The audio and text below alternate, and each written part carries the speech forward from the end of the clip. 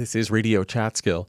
New work by artist Susan Rostow, currently on exhibit at the Delaware Valley Arts Alliance, explores what it means to move through the world physically and creatively. Her latest exhibition, Coddiwomple, a word meaning to travel purposefully toward an unknown destination, brings together printmaking, sculpture, and stop-motion animation to trace that journey.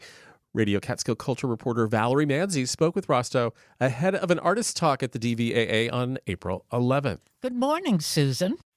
Good morning, Valerie.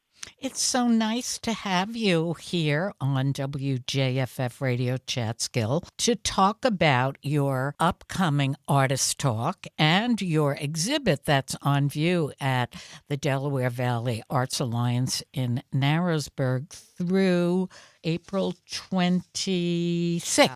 My first question to you is the name of your exhibit, Coddiwomple.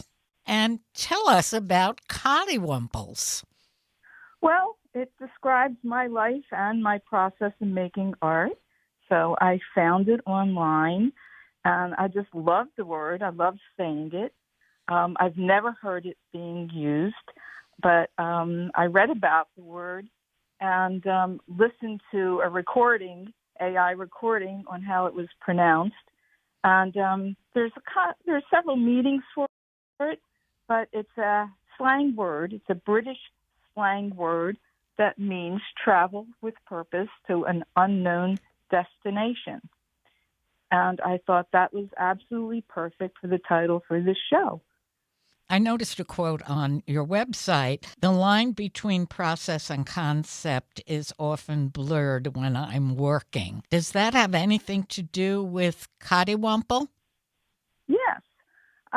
As I travel, I live in Brooklyn and I live in Sullivan County, in a very rural area. And as I travel, I collect things. So my travels back and forth from the city to Sullivan County, it's a great variation of things that I find.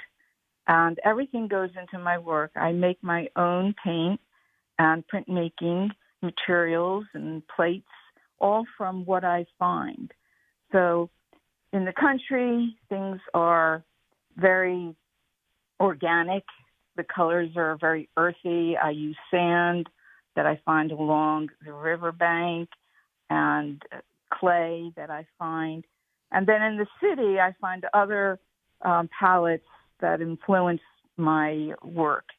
And my colors tend to go dark, black, grays, and materials that I find are repurposed from just walking down the street, what people get rid of.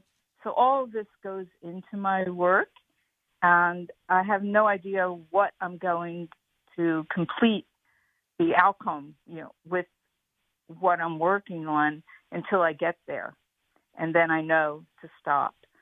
So there's coddlewompling around for me going on, and I just really love the contrast of what I see from the city and what I see from the countryside and combine them. Would you describe the work on exhibit as multimedia sculptures? Some of them are multi-kinetic sculptural books. Some of them are sculptures, and there are also wall reliefs. So I am multidisciplinary. I start with printmaking all the time. That gives me a beginning. And I usually work from maps of the locations and abstract from the lines that I find on the maps to make flat prints. And then I use those prints to make sculptural forms by bending them and forming them. And once they become a form, if I'm in the city, they become a little more figurative. If I'm in the country, they become more biomorphic forms. And then once I have my form, I use those to make stop-motion animations. And I take the animations and put them into video frames and then embed them back into either the same sculptures or I make a new sculpture out of them. And they usually become like three-dimensional wall reliefs. So there's this whole process that I follow through from beginning as a journey and then sort of a piece that becomes a complete piece. But then as I put them together, they relate to each other. So there's always a narrative going on. And how long does it take you to complete a piece? I'm sure it varies, but generally speaking.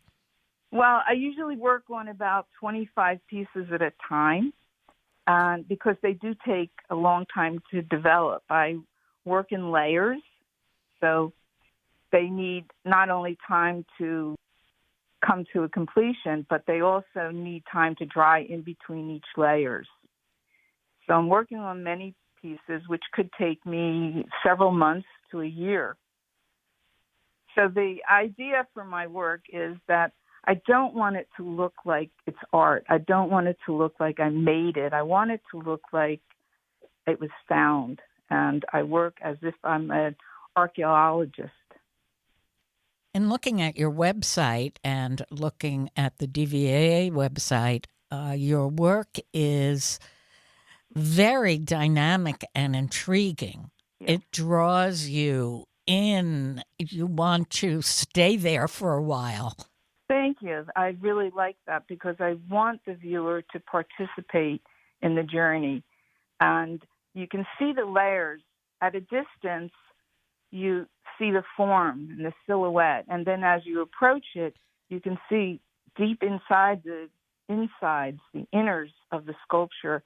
And I place glass, magnifying lenses, and mirrors in there.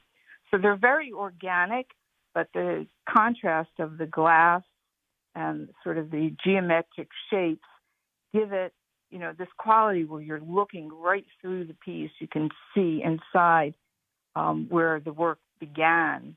So it's like a little digging. I dig, I take away, I put back.